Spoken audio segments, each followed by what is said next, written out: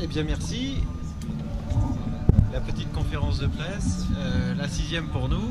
On est très heureux de vous retrouver. Vous dire que on est très heureux tout court parce que on a fait et c'est pas terminé, donc on va dire on fait une très très belle édition au-delà de nos espérances. Je pense que la programmation et les groupes ont répondu réellement présents. On a eu tant du point de vue des découvertes encore juste à l'instant pour ceux qui connaissaient pas C60, je pense que ça a mis tout le monde d'accord. Les We Have Band pareil. Donc dans nos découvertes, je pense qu'on a réussi notre pari et puis les têtes d'affiche ont tenu aussi toutes leurs promesses. Un Chaka Ponk qui a mis le feu, Portishead qui a fait un show, je pense, moi je les ai vus quelques fois, mais vraiment un show énorme. Et puis c'est pas terminé, je pense que Daman va nous faire sûrement un très beau concert et on attend tous avec impatience les Pixies. Mais pour nous, voilà, c'est le principal pour un festival, c'est la musique et les concerts qu'on a vécus sont juste fous. Heureux aussi parce que on a fait aussi un nouveau pari avec ce 4e jour et un pari à nouveau réussi, donc un pari totalement rempli, on va dire. Et puis je te laisse parler. Et puis voilà, je suis fatigué, je sais pas, j'ai pas toutes mes idées. D'habitude je sais parler. Tu vas m'aider. Oui, c'est vrai que le 4e jour, le jeudi, en fait, on avait un peu peur que ça puisse phagocyter le reste du festival, c'est-à-dire les 3 jours. Pour nous, le festival a débuté vendredi et sera clos cette nuit.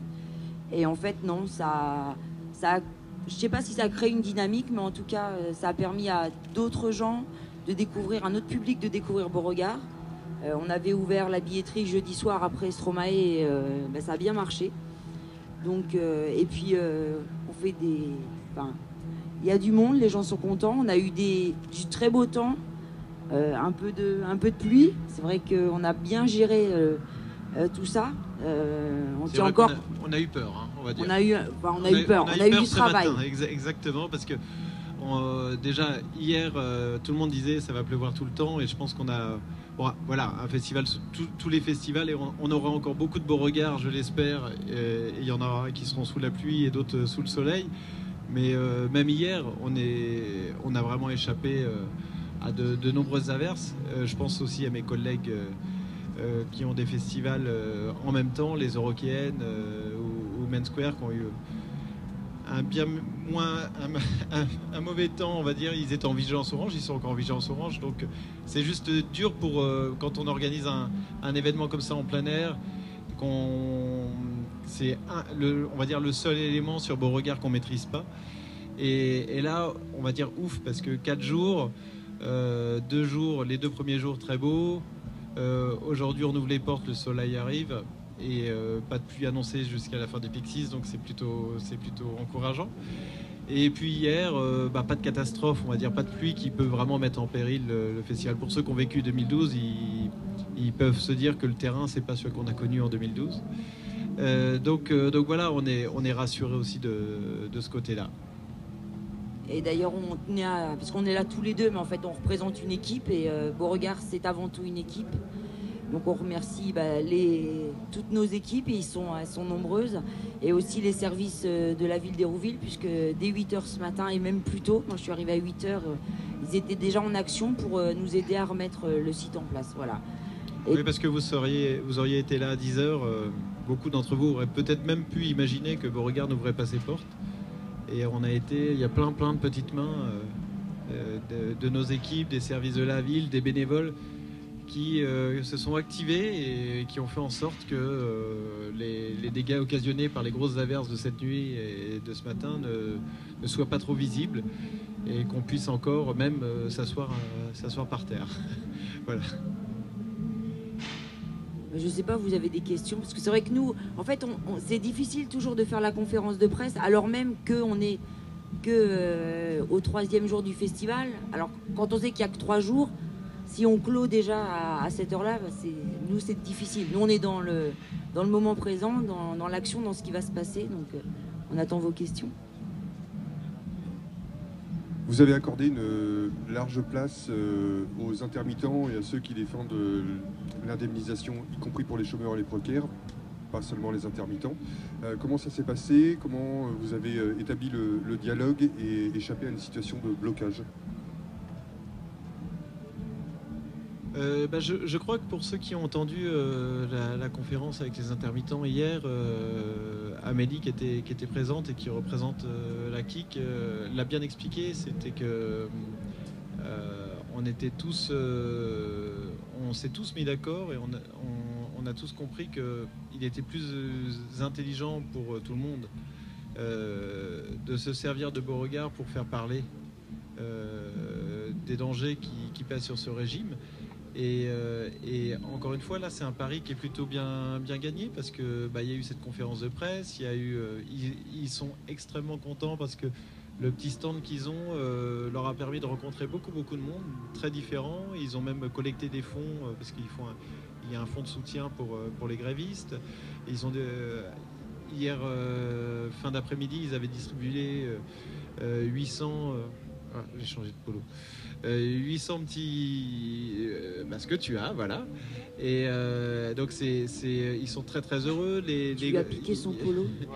Les deux groupes, ah ouais, ça c'est c'est une vieille histoire. Ils ont eu les actions qu'on a fait, comme juste avant le concert de Fauve hier soir avec le Noir Site, les écrans vidéo qui ont permis aussi de diffuser des choses, les tracts qu'ils ont pu distribuer, qu'on a distribué aussi au niveau du VIP et dans les sacs VIP. Bon voilà, toutes ces choses-là ont permis, parce que eux, leur but, leur intention, c'est de ne pas baisser la garde et de maintenir la pression. Donc on peut maintenir la pression en faisant du blocage, c'est évident, mais on peut aussi maintenir la pression en restant vigilant et en rappelant au travers de tous les festivals qui se dérouleront cet été que la problématique est toujours très présente. Il y a des discussions en ce moment et ils veulent mettre le maximum de pression et faire parler un maximum d'eux pendant ces négociations, et on espère qu'en décembre les choses seront bien meilleures pour eux. Donc voilà, ça a vraiment été un travail de collaboration et je suis ravi qu'on en soit arrivé à ça.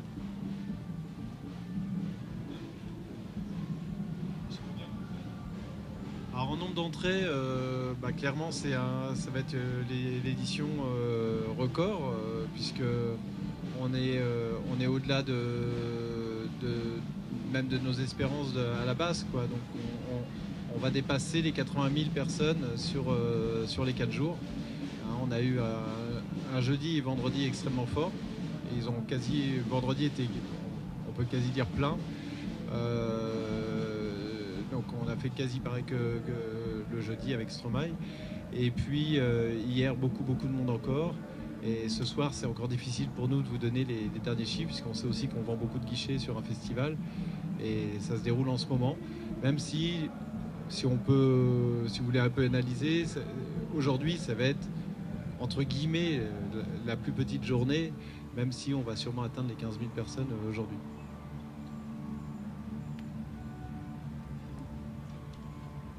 Les paris sur Dillinger Escape Plan ou par exemple Zone Libre, ils sont gagnés? Alors pour moi, Dillinger Escape Plan, c'était pas un pari. Moi qui disais qu'il n'y allait pas avoir de pluie, j'ai eu la première goutte de la journée, de l'après-midi, on va dire. Merde, il fallait pas que je dise ça. Non, pour moi, c'était pas un pari. Je pense que Beauregard a envie de tout se permettre. On se donne pas une limite. Voilà, à partir du moment où on trouve qu'il y a un intérêt, qu'il y a un public qui attend. Je ne sais pas si vous avez suivi le Facebook sur Dillinger, etc. Mais quand ils ont annoncé qu'ils faisaient Beauregard, ça a été très fort sur leur Facebook. On a vraiment vu des gens, et je pense également qu'il y a des gens qui sont venus pour les voir, tout simplement, et qui ont découvert Beauregard, et le reste les intéressait peut-être beaucoup moins, mais ils sont venus voir Dillinger. Donc on avait fait Motorhead, on a fait Zazie, on a fait, voilà, on fait de l'électro, on fait du blues avec Sissy Steve. Beauregard n'a pas envie de se limiter dans ses choix artistiques, et donc c'est pour ça que je te dis que pour moi c'était pas vraiment un pari. Ça m'a amusé en tant que programmateur de faire ça, et puis alors, la scène B, t'as Dillinger, et puis après t'as London Grammar. Enfin, tu vois, c'est plus qu'un grand écart. Et mais j'aime bien en tant que programmateur faire ces choses-là. Aujourd'hui, voilà, c'est encore extrêmement varié. On peut faire du hip-hop aussi. Hein. Ça fait 3 ans qu'on fait du hip-hop. On a fait Orelsan, on a fait Oxmo. Cette année, on fait IAM. Donc on voit bien qu'on n'a pas envie de se donner, même si la couleur globale de la programmation reste plutôt, on va dire, pop-rock. En anglo-saxonne, c'est ça, mais on aime bien prendre des petits virages. Et pour Zone Libre, c'est pas un pari non plus, c'est une création. Donc voilà, c'est une rencontre avec un artiste que Paul a fait plusieurs fois au Big Bang Café, qui a enregistré son pré-album la dernière fois avec Interzone au BBC. Voilà, c'est une rencontre, une envie de travailler, d'aussi partir dans un nouveau concept, puisque c'est la première fois qu'on fait de la création. Il était en résidence toute la semaine au BBC. Et parler de Serge Tessoguet comme un pari, ouais. C'est bien que Beauregard puisse aussi servir à ça, c'est-à-dire que pas faire uniquement de la programmation de concert, mais si un jour on peut arriver à faire de la créa, etc. Et là, c'est même pas, ça va au-delà d'une créa. Au bout du compte, c'était une idée comme ça lancée, et ça débouche sur un vrai groupe. On a assisté hier à la naissance d'un groupe. Faut savoir qu'ils ont, c'est même pas une semaine, ils ont répété 3 jours au BBC. Le premier jour, juste guitare, batterie. Les 2 derniers jours, les voix. Ils ont écrit ça en 2 jours, et ils sont montés sur scène et ils ont fait ce qu'on a vu. Donc, ils ont juste une envie, c'est enregistrer l'album. Apparemment, ils vont enregistrer l'album en janvier, et pour une sortie d'album en septembre. Donc, c'est assez fou au bout du compte d'une petite idée comme ça qu'on arrive à être papa d'un groupe.